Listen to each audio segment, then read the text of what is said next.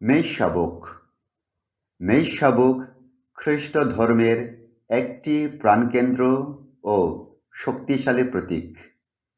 যিশুর আত্মত্যাগ ও আত্মবলিদানের প্রতীক, পবিত্রতার প্রতীক এবং মুক্তির প্রতীক। পুরাতন নিয়মে মেষশাবক বলিদানের রীতি রয়েছে।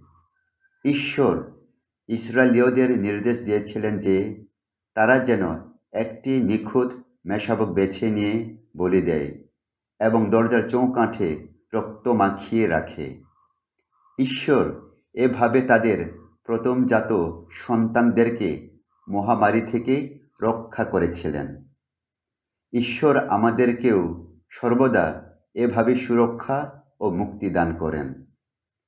নিস্তার পর্বে মেষশাবকের বলিদান স্বয়ং যীশু খ্রিস্টেরই আত্মবলিদানের প্রতীক। নতুন নিয়মে দীক্ষাগুরু যোহন বলেছেন, ওই দেখো ঈশ্বরের মেষশাবক, জগতের পাপ যিনি হরণ করেন। যোহনের এই স্বীকারোক্তি যিশুকে পুরাতন নিয়মে বলিদানের সাথে সরাসরি যুক্ত করেছেন। তাঁর এই বলিদান পাপ থেকে মুক্তি ও পরিত্রাণের ইঙ্গিত দেয়। দাঁড়িয়ে আছেন এক মেষশাবক, তাঁকে যেন বলিরূপেই বধ করা হয়েছে। মেষশাবক যিনি, সত্যি তো সমস্ত শক্তি ও সম্পদ, প্রজ্ঞা ও পরাক্রম, সম্মান, মহিমা ও স্তুতি পাবারই যোগ্য তিনি। এই যে মেষশাবক যিনি, যিনি সকলের মাঝখানে, যেখানে সিংহাসনটি রয়েছে সেখানেই রয়েছেন। তিনি নিজেই হবেন এদের রাখাল। তিনি নিজেই এদের পথ দেখিয়ে নিয়ে যাবেন সেই জীবনজলের উৎসভূমিতে।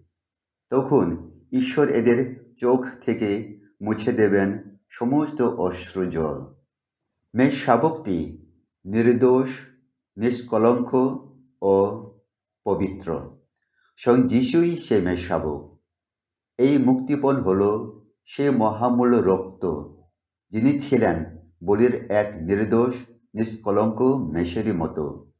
সেই খ্রিস্টেরই রক্ত, যিনি মানব জাতির জন্য আত্মবলিদান দিয়েছেন, তাকে অবশ্যই নির্দোষ ও নিষ্কলঙ্ক হতেই হবে।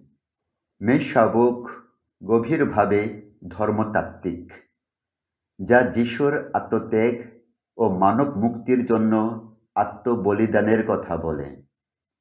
সিংহাসনে যিনি বসে আছেন, আমাদের ঈশ্বর যিনি, এবং মেষশাবক যিনি, তাঁরই হাতে আমাদের পরিত্রাণ। মেষশাবক যীশু খ্রিস্টের চিরন্তন প্রেম ও করুণার প্রতীক।